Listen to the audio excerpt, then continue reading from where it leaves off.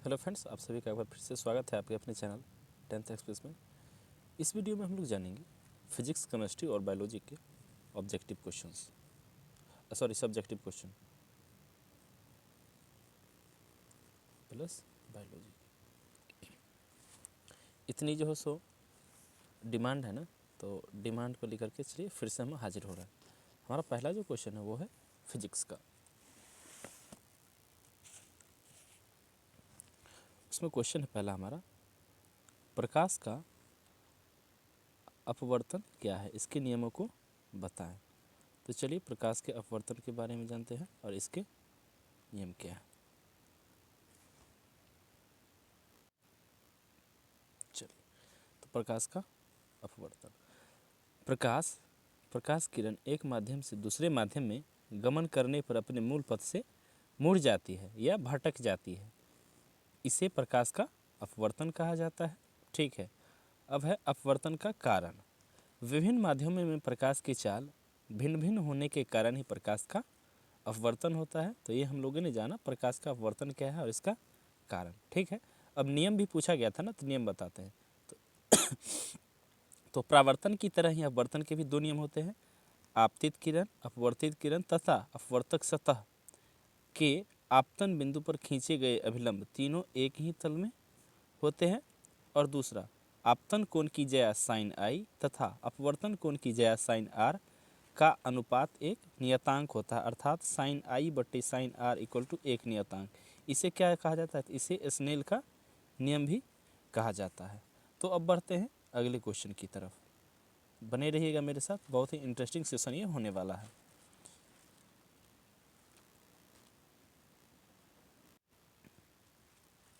Second हमारा question है, निकट दृष्टि दोष क्या है, इसे दूर करने के लिए किस लेंस का व्यवहार करते हैं, किरण आरेख द्वारा समझाएं। तो इस पे मैंने ऑलरेडी एक वीडियो बना चुका हूँ, तो आप उसे भी देख सकते हैं, या क्या करूँगा डिस्क्रिप्शन में इसका लिंक दे दूँगा। चलिए देखते हैं इसका क्या आंसर है।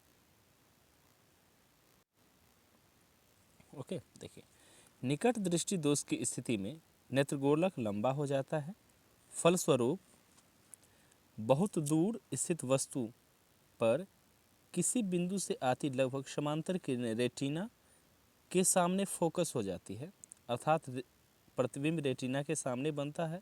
इस दोष को दूर करने के लिए अवतल लेंस का व्यवहार किया जाता है। इसका किरण आरेख कुछ इस तरह से बन रहा है।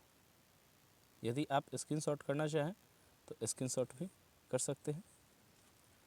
चलिए, हो गया। अब बढ़ते हैं अगले क्वेश्चन की तरफ। अगला जो हमारा क्वेश्चन है वो है, किसी चालक का प्रतिरोध किन किन बातों पर निर्भर करता है।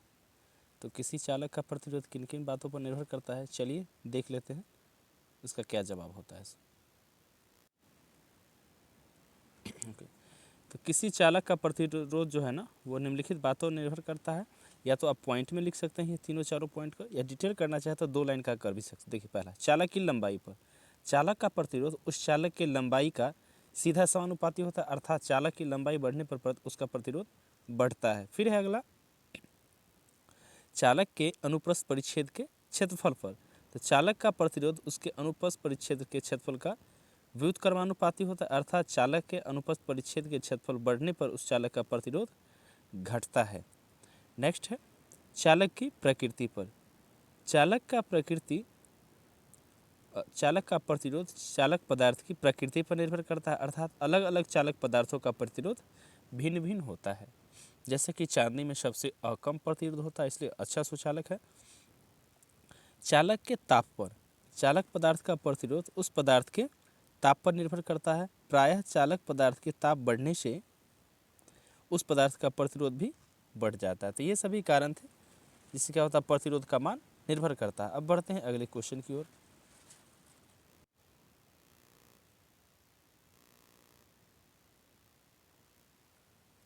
नेक्स्ट जो हमारा क्वेश्चन है वो है, एसआई मात्रक के साथ विद्युत धारा, विभवांतर और प्रतिरोध को परिभाषित करें। इसमें परिभाषा भी देना है और उसका एसआई मात्रक भी लिखना है। साथियों, क्या होगा, बैकग्राउंड में कुछ नॉइज सुनाई दे रहा होगा। यहाँ तक क्या है कि जोरों से हवा चल रही है। खैर, हवा चल रही या जो भी है, क्लास तो लेना ही है ना, इसलिए मैंने क्लास ले रखा है। ओके, देखते हैं इसका क्या आंसर है। देखिए, तो यहाँ पे कहा था परिभाषित करने विद्युत धारा का, तो किसी चालक में प्रवाहित होने वाले आवेश की प्रवाह की दर को विद्युत धारा कहते हैं। विद्युत धारा का SI मात्रक एम्पियर होता है। इसे सूचित करते हैं और इसे ए मीटर से मापा जाता है। तो हम लोगों ने जाना विद्युत धारा के बारे में। अगला जो है वो है विभवांतर। इकाई धन आवेश को विद्युतीय क्षेत्र के किसी एक बिंदु से दूसरे बिंदु तक ले जाने में किए गए कार्य की मात्रा विभवांतर कहलाती है। इसका SI मात्रक वोल्ट होता है। ठीक है, अब प्रतिरोध को करना परिभाषित। तो देखिए, चालक पदार्थ का वह गुण जो उस पदार्थ से होकर प्रवाहित होने वाले विद्युत धारा का विरोध करता है उसे क्या कहते हैं? प्रतिरोध कहते हैं। इसका SI मात्रक ओम होता है। तो हम लोगों ने अभी अभी क्या करा, विद्युत धारा, विभवांतर और प्रतिरोध को परिभाषित किया और उसके SI मात्रक भी जाने। तो अब बढ़ेंगे अगले क्वेश्चन की तरफ। आप भी बने रहिए, बहुत ही इंटरेस्टिंग सेशन होने वाला है ये। नेक्स्ट जो हमारा क्वेश्चन है ना वो है फ्लेमिंग के बाम हस्त नियम को लिखें, या बाएं हाथ का नियम जिसे कहा जाता है वो लिखना है। तो चलिए देखते हैं इसका क्या आंसर है।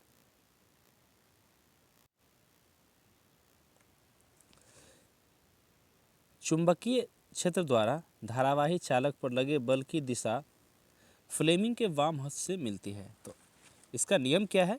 तो जब बाएं हाथ की अंगूठा, तर्जनी और मध्यमा को परस्पर लंबवत इस प्रकार फैलाते हैं कि तर्जनी चुंबकीय क्षेत्र की दिशा का संकेत करती है और मध्यमा विद्युत धारा की दिशा का, तो अंगूठा चालक की गति या उस पर लगे बल की दिशा को संकेत करती है। तो यह नियम क्या कहलाता है? मोटर का नियम भी कहलाता है, या इसी नियम को क्या कहते हैं? फ्लेमिंग का वाम हस्त नियम। और इसका जो है सो फिगर हमारा कुछ इस तरह से समझाया गया है। अब देख सकते हैं, अंगूठा गति की दिशा दिखा रहा है और तर्जनी चुंबकीय क्षेत्र की दिशा दिखा रहा है और मध्यमा जो है विद्युत धारा की दिशा दिखा रहा है। हो गया। अब बढ़ते हैं अगले क्वेश्चन की तरफ। अगला जो हमारा क्वेश्चन है ना वो है नाभिकीय विखंडन से आप क्या समझते हैं? तो नाभिकीय विखंडन, चलिए देखते हैं नाभिकीय विखंडन क्या होता है। ओके, तो नाभिकीय ऊर्जा उत्पन्न करने के लिए जो प्रक्रिया का उपयोग होता है उसे नाभिकीय विखंडन कहा जाता है। इसमें रेडियो सक्रिय तत्व यूरेनियम, प्लूटोनियम या थोरियम जैसे भारी परमाणु निम्न ऊर्जा न्यूट्रॉनों द्वारा बम वर्तित होते हैं। तो ये हल्के नाभिकों में टूट जाते हैं और ऊर्जा की विशाल मात्रा उत्पन्न होती है। यही अभिक्रिया नाभिकीय विखंडन कहलाती है। तो हो गया। अब बढ़ते हैं हम लोग अगले क्वेश्चन की तरफ। अगला जो हमारा क्वेश्चन है वो पूछा जा रहा है अवतल लेंस को अपसारी लेंस क्यों कहा जाता है? तो इसका तो सिंपल सा जवाब है, फिर भी देखते हैं क्या है सिंपल सा जवाब।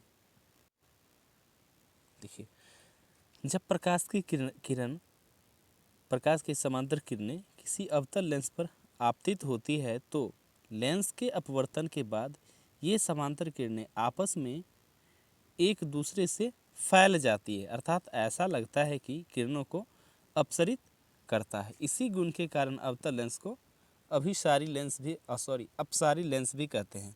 और यहीं पे यदि उत्तल दर्पण रहता तो उत्तल दर्पण को अभिसारी लेंस या अभिसारी दर्पण कहा जाता। तो यहाँ तो अवतल लेंस है तो इसे अपसारी लेंस कहेंगे।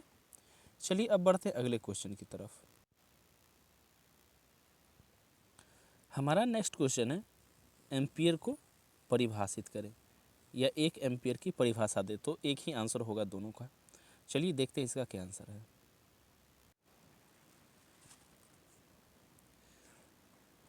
एम्पियर विद्युत धारा का SI मात्रक है। यहाँ पे परिभाषित करना है ना, जब किसी चालक के अनुप्रस्थ काट से 1 सेकंड में 1 कूलॉम आवेश प्रवाहित होता है तब चालक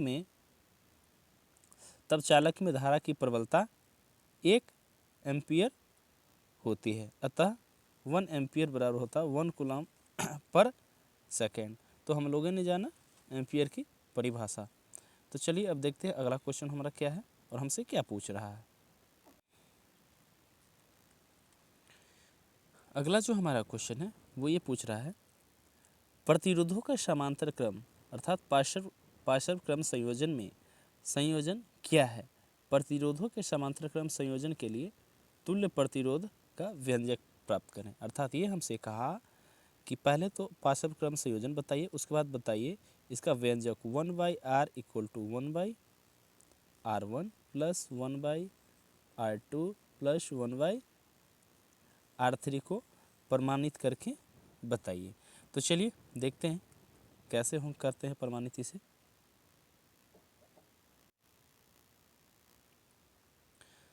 हालांकि इसके लिए मैंने ऑलरेडी वीडियो बना चुका है, आप उसे भी देख सकते हैं, उसका भी लिंक डिस्क्रिप्शन में नहीं देंगे। चलिए यहाँ पे देख लेते हैं।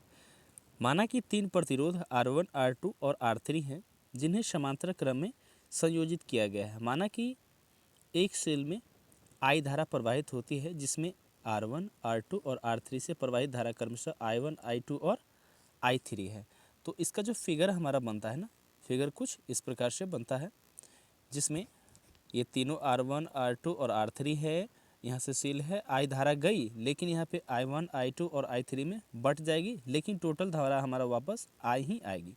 तो फिगर हम लोगों ने ध्यान रखा। चलिए अब इसके बाद क्या होगा वो हम लोगों देख लेते हैं।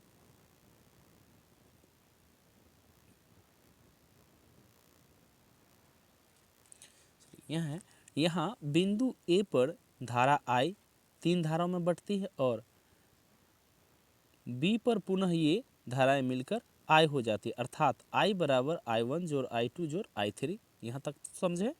अगला है, माना सभी प्रतिरोधों की के बाएं छोर पर विभव VA और दाएं छोर पर विभव VB है जो बैटरी के छोरों के बीच का विभव है।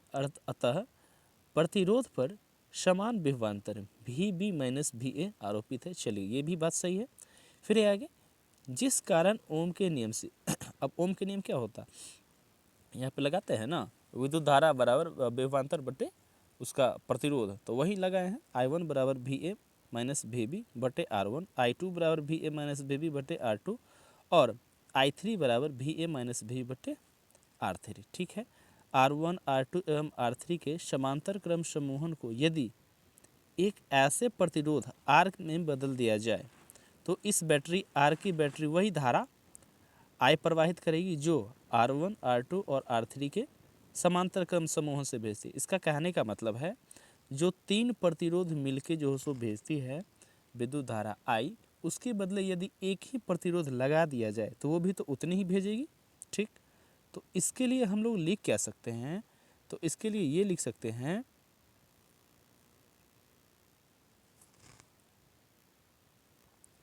कि VA माइनस VB बराबर IR। अतः ये हो जाएगा I बराबर VA माइनस VB बटे R, क्योंकि ये तीनों का समतुल्य प्रतिरोध हम लोगों ने लगाया हुआ है। या लिख सकते हैं इसे I1 plus I2 plus I3 बराबर VA माइनस VB बटे R। R1 कर लीजिए, फिर प्लस VA माइनस VB बटे R2 plus VA minus VB बटे R3। तो यहाँ पे कुछ कॉमन चीज़ आ जाएंगी हमें, तो अब लिख सकते हैं ना, या इसी को काट देते हैं, कॉमन चीज़ आ जाती है। तो 1/R इक्वल टू 1/R1 जोड़ 1/R2 जोड़ 1/R3 हो गया।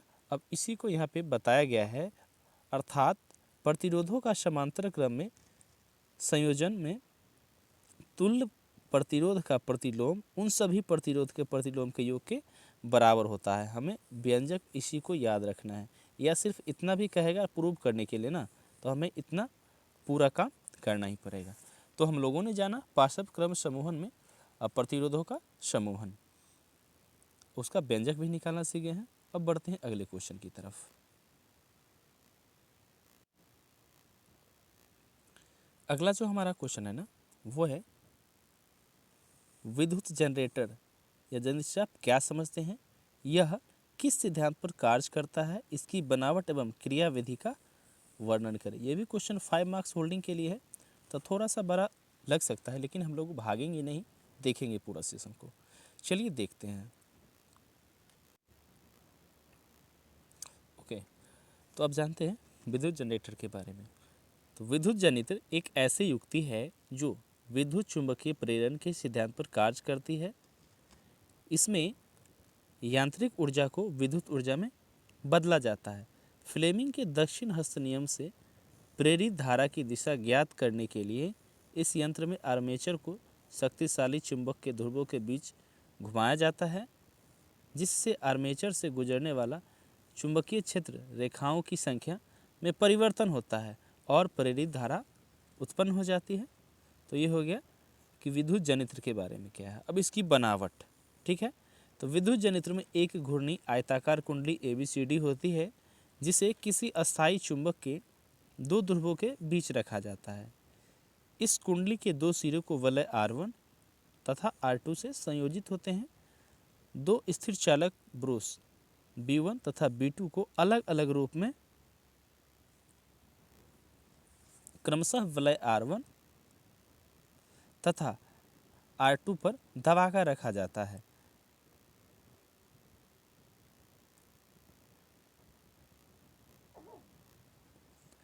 दोनों वलय R1 तथा R2 धुरी से जुड़े होते हैं। दोनों ब्रूस के बाहरी सिरे बाहरी परिपथ में विद्युत धारा के प्रवाह को दर्शाने के लिए गैल्वेनोमीटर में से संयोजित कर दिया जाता है।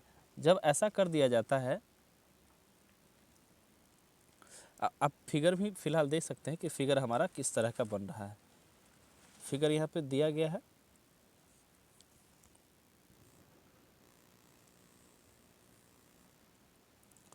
फिर है, अब बढ़ते हैं इसके कार्यविधि के बारे में। फिगर तो हम लोगों ने यहाँ पे देख लिया। चलिए, कार्यविधि, इसका वर्किंग प्रिंसिपल या वर्किंग मेथड क्या है। जब आर्मेचर दो शक्तिशाली चुंबक के ध्रुवों के बीच घुमाया जाता है तो दोनों वलय घूमने लगते हैं, लेकिन दोनों वलय R1 तथा R2 कार्बन ब्रूसों के समीप आ जाते हैं और कुंडली में गति होने से जब AB भुजा ऊपर तथा CD भुजा नीचे की ओर रहती है तो आर्मेचर में धारा की दिशा A से B तथा C से D होती है। जब आर्मेचर की भुजा CD ऊपर तथा AB नीचे होती है तो फ्लेमिंग के दाएं हाथ के नियम के से धारा की दिशा D से C तथा B से A की ओर हो जाती है। इसी प्रकार एक घूर्णन में धारा की दिशा दो बार बदलती है और प्रत्यावर्ती धारा उत्पन्न हो जाती है। तो हम लोगों ने इसके जाना जनरेटर का कार्यविधि, जनरेटर की बनावट और उसकी डेफिनेशन के बारे में। तो चलिए अब बढ़ते हैं अगले क्वेश्चन की ओर। अगला जो हमारा आज का क्वेश्चन है ना, वो है अब रसायन शास्त्र, केमिस्ट्री का। अब इसमें देख लेते हैं। पहला क्वेश्चन है हमारा, अवक्षेपण अभिक्रिया से आप क्या समझते हैं, उदाहरण देकर समझाइए। तो ठीक है, देखते हैं हम लोग अवक्षेपण अभिक्रिया के बारे में। बने रहिए मेरे साथ।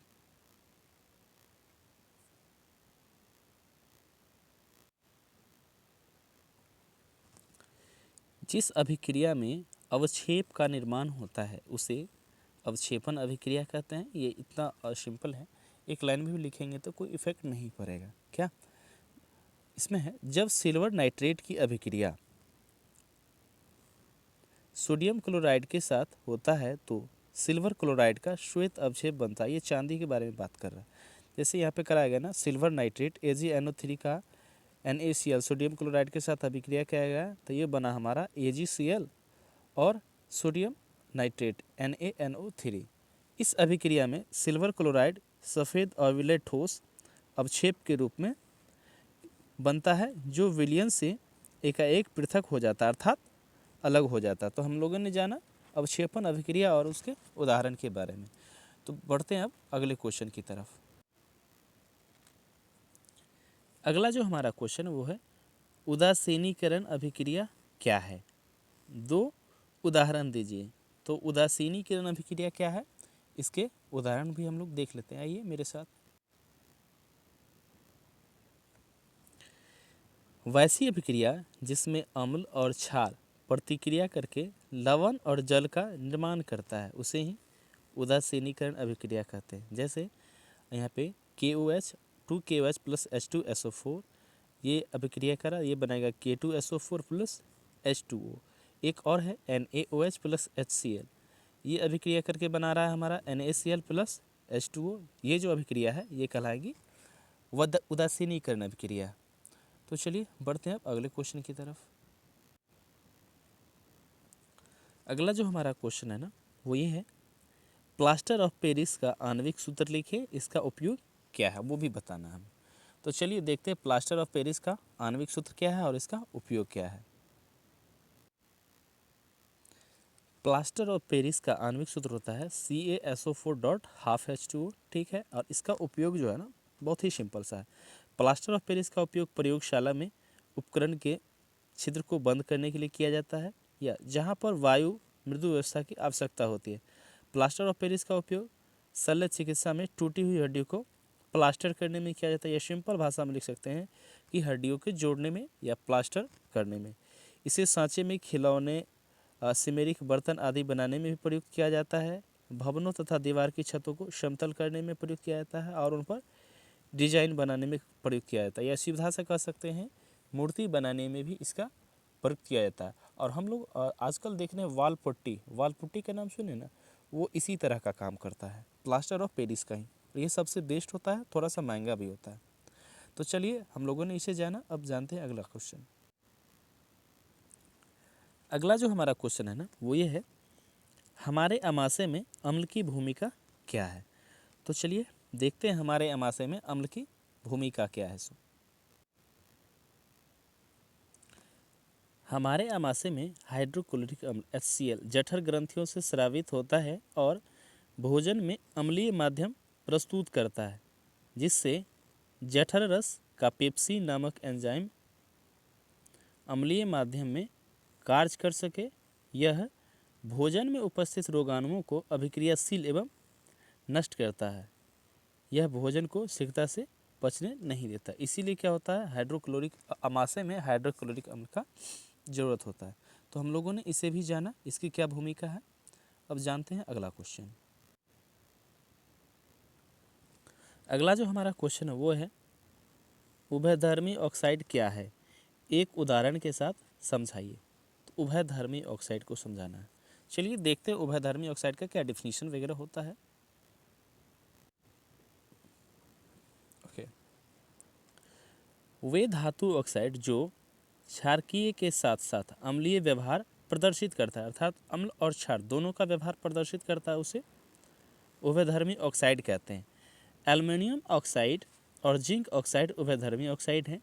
उभयधर्मी ऑक्साइड अम्ल और क्षारकों दोनों के साथ अभिक्रिया करके लवण और जल बनाते हैं। उदाहरण के लिए Al2O3 प्लस 6HCl ये बना रहा है 2AlCl3 प्लस 3H2O, क्षारकीय ऑक्साइड है। और एक और यहाँ पे बनाएगा हमारा Al2O3 प्लस 2NaOH, ये बनाएगा 2NaAl2O3 और प्लस H2O, सोडियम एल्यूमिनेट, ऐसा ही बनाता है। तो हम लोगों ने जाना उभयधर्मी ऑक्साइड और उसके एग्जाम्पल। अब बढ़ते हैं अगले क्वेश्चन की तरफ।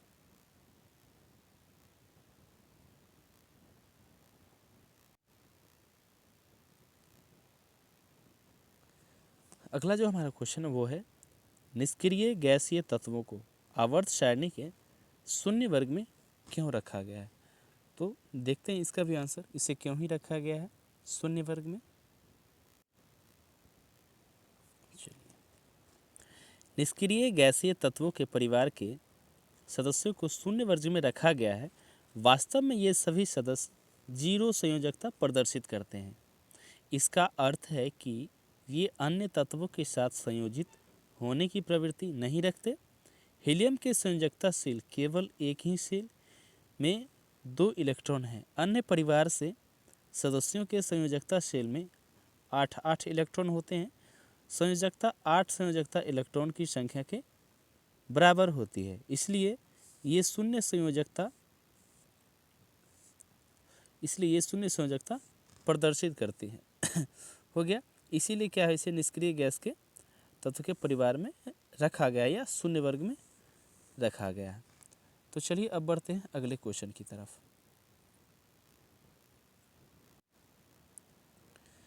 अगला जो हमारा क्वेश्चन है ना वो ये है, कठोर जल को साबुन से उपचारित करने पर झाग के निर्माण को समझाइए। तो देखते हैं कठोर जल में साबुन का कितना झाग बनता है या नहीं बनता है। चलिए देख लेते हैं इसका आंसर। चूंकि कठोर जल में कैल्शियम तथा मैग्नीशियम के घुलनशील लवण पाए जाते हैं जो साबुन से प्रतिक्रिया करके अघुलनशील लवण बनाते हैं जो झाग कहलाता है। तो ये होता है Ca++ होता है +2R-COO Na, ये बनाएगा RCOO का होल ट्वाइस A+2Na+, यही जो हमारा होगा ये होगा झाग, ये अघुलनशील लवण हो जाएगा। फिर मैग्नीशियम बनाता है Mg+++2RCOONa, ये बनाएगा RCOO का होल ट्वाइस Mg+2Na+, तो यहाँ पे ये भी हो गया झाग। तो हम लोगों ने जाना साबुन को कठोर जल में घुलाने पर उसका झाग के बारे में। चलिए अब बढ़ते हैं अगले क्वेश्चन की तरफ।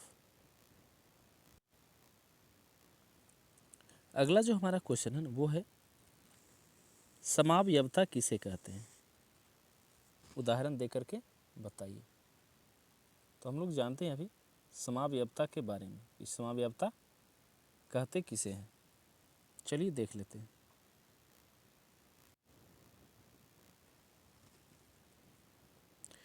जब दो या दो से अधिक कार्बनिक यौगिकों का अनुसूत्र समान लेकिन संरचना सूत्र तथा रासायनिक एवं भौतिक गुण भिन्न भिन्न हो तो ऐसे यौगिकों को समावयवी कहते हैं और यौगिकों के इस गुण को समावयवता कहा जाता है। तो उदाहरण के लिए C2H6O के दो श्रृंखला समावयवी हैं, यहाँ पे है CH3CH2 और OH एथिल अल्कोहल, और एक और है CH3CH2 और ये CH3 डाइमेथिल ईथर। तो हम लोगों ने इसे भी जाना। तो अब बढ़ेंगे अगले क्वेश्चन की तरफ, देखते हैं हमारा अगला क्वेश्चन क्या है। अगला जो हमारा क्वेश्चन है वो है प्रयोगशाला में मीथेन गैस बनाने की विधि एवं क्लोरीन के साथ इसकी रासायनिक अभिक्रिया को लिखें। तो ये भी मोस्ट इम्पोर्टेंट क्वेश्चन है, देख लेते हैं इसका क्या आंसर होता है। जब भी प्रयोगशाला की बात करते हैं ना तो कुछ हम लोग प्रिंसिपल पहले लिखते हैं सिद्धांत कि किस सिद्धांत पे हमें काज करना है और आगे बढ़ना है। तो सिद्धांत है हमारा सोडियम एसीटेट एवं सोडा लाइम के मिश्रण को गर्म करने से मीथेन गैस बनती है। CH3COONA प्लस NaOH, इसका रिएक्शन कराएंगे तो Na2CO3 प्लस CH4, तो ये मीथेन गैस बनेगी। ठीक है, प्रयोगशाला में मीथेन गैस बनाने के लिए एक कड़े कांच की परख नली में सोडियम एसीटेट एवं सोडा लाइम के मिश्रण को रखकर चित्र के अनुसार उपकरण को सजाया जाता है। परख नली को गर्म करने पर CH4 मीथेन बनती है जिसे जल विस्थापन विधि से जमा दिया जाता है। तो एक बार देखना चाहेंगे तो हम लोग ये देख लेते हैं इसका फिगर किस तरह से बनता है। तो फिगर कुछ इस तरह से बनता है, प्रयोगशाला में इसी तरह से सजा लेंगे। तो इसका स्क्रीनशॉट भी करना चाहे तो आप कर सकते हैं। हो गया, अब बढ़ते हैं आगे।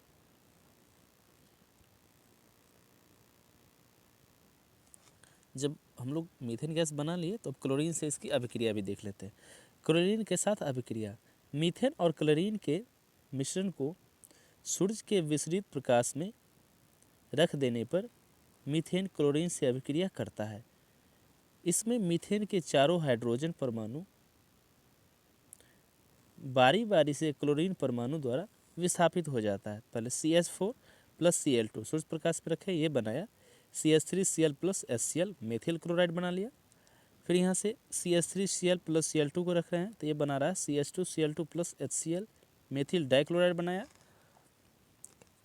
अब क्या करते हैं, CH2Cl2 को यहाँ रखते हैं अर्थात मेथिल डाइक्लोराइड को यहाँ रखते हैं, तो ये फिर से बना रहा है CH3CHCl3 प्लस HCl, ये क्लोरोफॉर्म बनाया। इसके बाद फिर क्या करते हैं, क्लोरोफॉर्म को रखते हैं यहाँ पे और Cl2 से अभिक्रिया कराते हैं सूर्य प्रकाश में, ये बना रहा है CCl4 प्लस HCl अर्थात कार्बन टेट्राक्लोराइड ये बना रहा है। तो हम लोगों ने जाना इसके अभिक्रिया भी क्लोरीन से। तो देखते हैं और बढ़ते हैं अगला क्वेश्चन की तरफ हमारा। नेक्स्ट जो हमारा क्वेश्चन है वो है एथेनॉल अल्कोहल क्या है, इसका सामान्य सूत्र लिखिए। उदाहरण दें, प्रयोगशाला में अल्कोहल कैसे तैयार किया जाता है। इसमें कई सारे क्वेश्चन हैं, तो चलिए देखते हैं प्रयोगशाला में अल्कोहल कैसे तैयार किया जाता है। ओके, एथेनॉल अल्कोहल श्रेणी का दूसरा सदस्य है और सभी अल्कोहल में यह सबसे अधिक महत्वपूर्ण और उपयोगी है। इसका सामान्य सूत्र C2H5OH होता है। अब अल्कोहल बनाने की विधि क्या है? गन्ने के रस को सीरा या मोलेसेस बनाया जाता है, जिसे शर्करा के किण्वन से एथेनॉल या अल्कोहल बनाया जाता है। ये बहुत सा सिंपल ही है, इसका मतलब आप लोग इसका उपयोग नहीं करेंगे। हाँ, इसका उपयोग दवाई वगैरह में होता है, कफ सिरप वगैरह में होता है। इसका लोग गलत उपयोग भी करते हैं, वो आप लोग को नहीं करना। तो अब देख लेते हैं क्या है। C12H22O11 ये है हमारा शर्करा या चीनी प्लस H2O एंजाइम इन्वर्टेज की उपस्थिति में बना रहा है। C6H12O6 glucose plus C6H12O6 fructose. फिर इसका रिएक्शन करवाते हैं एंजाइम की उपस्थिति में इन्वर्टेज से C6H12O6, तो ये बना रहा हमारा 2C2H5OH प्लस 2CO2 गैस। तो हम लोगों ने यहाँ पे प्राप्त करा है अल्कोहल, ये हमारा एथेनॉल बन गया। तो इतना ही सिंपल था, हालांकि 5 मार्क्स इसी में मिल जाएंगे। तो चलिए अब बढ़ते हैं अगले क्वेश्चन की तरफ। हमारा जो अगला क्वेश्चन है ना, वो है अब जीव विज्ञान अर्थात बायोलॉजी का। तो देखते हैं इसमें पहला क्या क्वेश्चन है। पहला क्वेश्चन हमारा इसमें क्वेश्चन नंबर 21। मनुष्य के आमाशय में जो HCl अम्ल स्रावित होता है वह कैसे कार्य करता है? इससे रिलेटेड क्वेश्चन हम लोगों ने केमिस्ट्री में ही जाना था इसी सेशन में। तो चलिए देखते हैं इसका फिर से क्या आंसर होता है। चलिए, आमाशय की भित्ति में उपस्थित जठर ग्रंथियों से हाइड्रोक्लोरिक अम्ल उत्पन्न होता है। यह अम्लीय माध्यम तैयार करता है जो पेप्सिन एंजाइम की क्रिया में सहायक होता है। यह भोजन को सड़ने से रोकता है। यह भोजन के साथ आए जीवाणु को नष्ट कर देता है। भोजन में उपस्थित कैल्शियम को कोमल बनाता है। यह पाइलोरिक छिद्र के खुलने और बंद होने पर नियंत्रण रखता है। यह निष्क्रिय एंजाइम को सक्रिय अवस्था में लाता है। यही होता है, इसकी भूमिका भी होती है। तो हम लोगों ने जाना आमाशय में HCl का जो सो कार्यविधि क्या है। तो चलिए अब बढ़ते हैं अगले क्वेश्चन की तरफ। अगला जो हमारा क्वेश्चन है, श्वसन एवं दहन में अंतर बताएं। तो श्वसन एवं दहन में अंतर, चलिए देखते हैं इसका क्या अंतर है। ओके, हम हमेशा से समझाते आ रहे हैं कि जब भी डिफरेंस वाला क्वेश्चन है, अंतर वाला क्वेश्चन है, तो लेफ्ट और राइट में लिखेंगे और यहाँ पे वैसा ही करा भी गया है। चलिए, एक साइड श्वसन है, एक साइड दहन है। तो श्वसन में लिखते हैं, श्वसन एक जैव रासायनिक क्रिया है, जबकि दहन यह एक अजैविक क्रिया है। श्वसन में फिर इसमें पदार्थों का धीमा गति से ऑक्सीकरण होता है। दहन में इसमें पदार्थों का तीव्र गति से ऑक्सीकरण होता है। फिर श्वसन में आते हैं, इस क्रिया में निकली ऊर्जा ATP के रूप में संचित रहता है और दहन में इस क्रिया में ऊर्जा प्रकाश एवं ताप के रूप में निकलती है। श्वसन में फिर आएंगे तो इसमें लिखेंगे, यह एक नियंत्रित क्रिया है तथा कम ताप पर होती है। और दहन में यह एक अनियमित क्रिया है जो उच्च तापक्रम पर होती है। और श्वसन में फिर अगला है, इसमें ऊष्मा तथा प्रकाश उत्पन्न नहीं होता, जबकि दहन में इसमें ऊष्मा तथा प्रकाश उत्पन्न होता है। तो हम लोगों ने जाना श्वसन और दहन में अंतर। अब बढ़ते हैं अगले क्वेश्चन की तरफ। अगला जो हमारा क्वेश्चन है ये है, जब एड्रीनल रुधिर में स्रावित होती है तो हमारे शरीर में क्या अनुक्रिया होती है? तो देखते हैं, जब एड्रीनल जो है सो हमारे रुधिर में स्रावित होती है या मिलती है तो हमें क्या अनुक्रिया होती है, क्या अभिक्रिया होती है। ओके, चलो, एड्रीनल को आपातकालीन हार्मोन भी कहते हैं। जब कोई व्यक्ति भय या तनाव की स्थिति में होता है तब शरीर स्वयं एड्रीनल हार्मोन को बड़े मात्रा में स्रावित कर देता है ताकि व्यक्ति आपातकाल का सामना कर सके। इससे हृदय की धड़कन बढ़ जाती है ताकि हमारी पेशियों को अधिक ऑक्सीजन की आपूर्ति हो सके।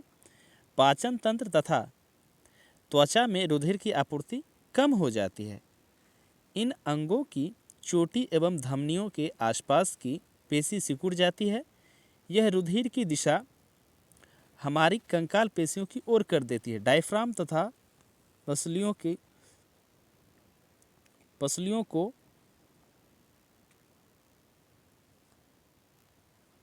की पेशी के संकुचन से सांस तेज चलने लगती है। ये सभी अनुक्रियाएं मिलकर जंतु शरीर को आपात स्थिति से निपटने के लिए तैयार करती है। तो हम लोगों ने जाना एड्रेनल हार्मोन के बारे में। ये जब उत्पन्न होती है तो हमारे शरीर में कैसी अनुक्रिया होती है।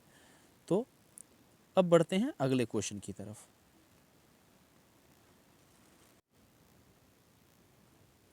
अगला जो हमारा क्वेश्चन है वो ये है, खाद्य जाल की संक्षिप्त व्याख्या करें। तो देखते हैं खाद्य जाल, आहार जाल आदि सब का संक्षिप्त व्याख्या क्या है। तो बने रहिए मेरे साथ और देखिए अगला क्या क्वेश्चन का आंसर है। किसी पारितंत्र में पाए जाने वाले आहार श्रृंखला के संजाल को आहार जाल कहा जाता है। प्रत्येक स्तर के जीवधारी भोजन की उपलब्धता के अनुसार प्रायः कई प्रकार के भोजन का उपभोग करते हैं। उदाहरण के लिए चूहा विभिन्न प्रकार के अनाज, फल, जड़ एवं तने को भोजन के रूप में अपनाता है। चूहे को सांप खाता है और सांप को बाज या गरुड़ खाता है। सांप केवल चूहे को ही नहीं बल्कि वह मेंढक और चिड़िया के बच्चों को भी खाता है। इस प्रकार पारितंत्र में आहार श्रृंखलाओं का जाल बन जाता है, जिसे ही खाद्य जाल भी कहते हैं। हो गया। अब बढ़ते हैं अगले क्वेश्चन की तरफ।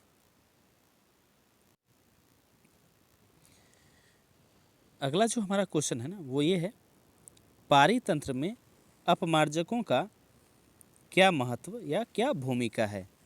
तो देखते हैं पारितंत्र में अपमार्जकों का क्या महत्व या क्या भूमिका है। ओके।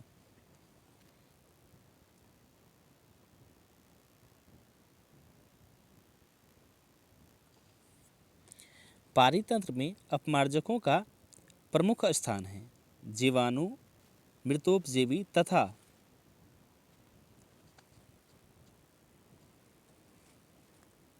अन्य सूक्ष्मजीव अपमार्जकों का कार्य करते हैं। ये मृत शरीर पर आक्रमण करते हैं और जटिल कार्बनिक पदार्थों को सरल कार्बनिक पदार्थ में परिवर्तित कर देते हैं।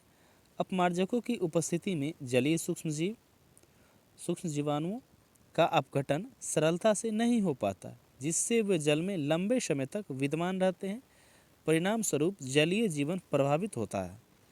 फॉस्फेट युक्त अपमार्जक में शैवाल अत्यधिक वृद्धि करते हैं, जिससे पानी में ऑक्सीजन की कमी हो जाती है। इन्हीं तरह से क्या होता है, अपमार्जकों का जो सो क्या है महत्व है या पारितंत्र में भूमिका है। तो चलिए बढ़ते हैं अगले क्वेश्चन की तरफ।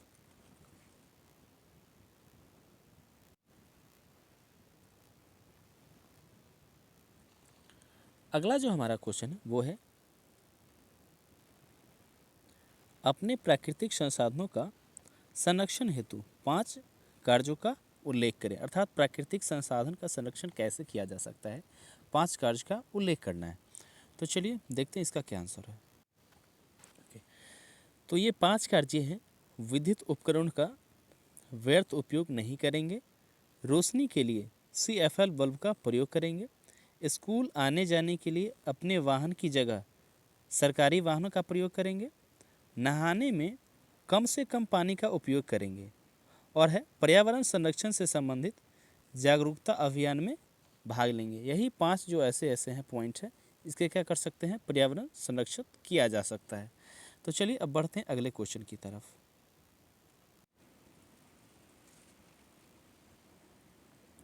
अगला जो हमारा ये क्वेश्चन है वो ये है, पादप में रासायनिक समन्वय किस प्रकार से होता है।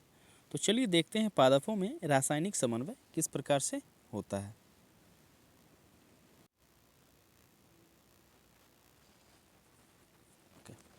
पादपों में रासायनिक समन्वय पादप हार्मोन्स के द्वारा होता है। पादप विशिष्ट हार्मोन्स को उत्पन्न करते हैं जो उसके विशेष भागों को प्रभावित करते हैं। पादपों में प्ररोह प्रकाश के आने की दिशा की ओर बढ़ता है।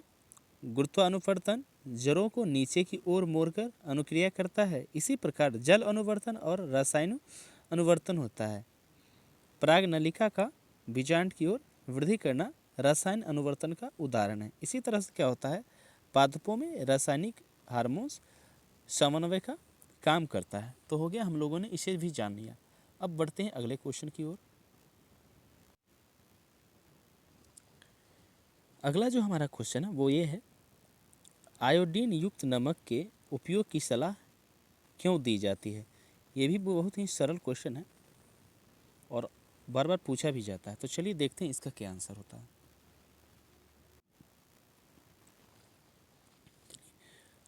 अपटू ग्रंथि को थायरोक्सिन हार्मोन बनाने के लिए आयोडीन आवश्यक होता है। हमारे शरीर में प्रोटीन और वसा के उपापचय को थायरोक्सिन कार्बोहाइड्रेट नियंत्रित करता है। यह वृद्धि संतुलन के लिए आवश्यक होता है। यदि हमारे भोजन में आयोडीन की कमी रहेगी तो हम ग्वाइटर से ग्रसित हो सकते हैं। इस बीमारी का लक्षण फूली हुई गर्दन या बाहर की ओर उभरे हुए नेत्र गोलक हो सकते हैं। इस रोग से बचने तथा आयोडीन की शरीर में कमी दूर करने के लिए आयोडीन युक्त नमक का उपयोग करने की सलाह दी जाती है। और साथ ही बताता चलो, आयोडीन की कमी से ही गलकंड या घेगा नामक रोग होता है। तो हम लोगों ने इसे भी जाना कि आयोडीन का जो सो आयोडीन युक्त नमक का सलाह क्यों दिया जाता है। तो चलिए बढ़ते हैं अगला जो हमारा क्वेश्चन है उसकी तरफ।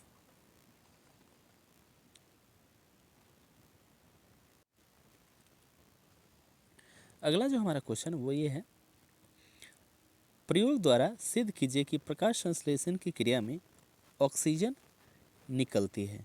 तो चलिए देखते हैं कि प्रकाश संश्लेषण की क्रिया में ऑक्सीजन कैसे निकलती है। आइए जानते हैं। ओके, प्रयोग, इसे सिद्ध करने के लिए एक बड़े बीकर में जल लेकर उसमें हाइड्रीला के कुछ पौधे डालकर उसे कीप से ढक देते हैं। तो फिगर हमारा कुछ इस तरह का बनता है। तो आप देख सकते हैं। चलिए अब आगे क्या करना है वो यहाँ से हम लोग जानते हैं।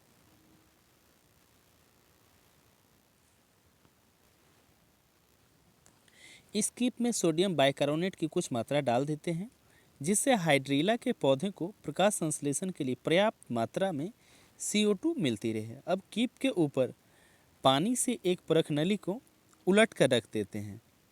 अब इस पूरे उपकरण को सूरज के प्रकाश में रखकर कुछ देर बाद देखते हैं कि हाइड्रीला के पौधे से बुलबुले उठकर परखनली के ऊपर सिरे में एकत्रित होते हैं तथा परखनली के पानी का तल नीचे की ओर गिरने लगता है। परीक्षण के बाद पता चलता है कि यह गैस ऑक्सीजन है, जिससे यह सिद्ध होता है कि प्रकाश संश्लेषण की क्रिया में ऑक्सीजन गैस निकलती है। तो हम लोगों ने जान लिया कि प्रकाश संश्लेषण की क्रिया में ऑक्सीजन गैस निकलते हैं। तो अब बढ़ते हैं अगले क्वेश्चन की तरफ। अगला जो हमारा क्वेश्चन है वही ये है, ओजोन क्या है तथा वह किसी पारितंत्र को किस प्रकार प्रभावित करता है, जो कि आज के हमारे सेशन का आखिरी क्वेश्चन भी होगा। तो चलिए देखते हैं इसका क्या आंसर है।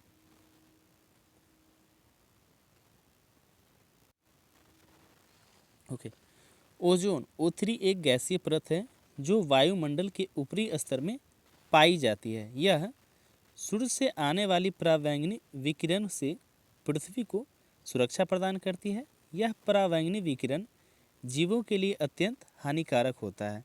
3O2 ये जो सो अल्ट्रावायलेट रे को 2O2 में चेंज करता है, ऑक्सीजन ओजोन। चलिए अब आगे बढ़ते हैं और देखते हैं इसके बारे में और थोड़ा सा जानकारी।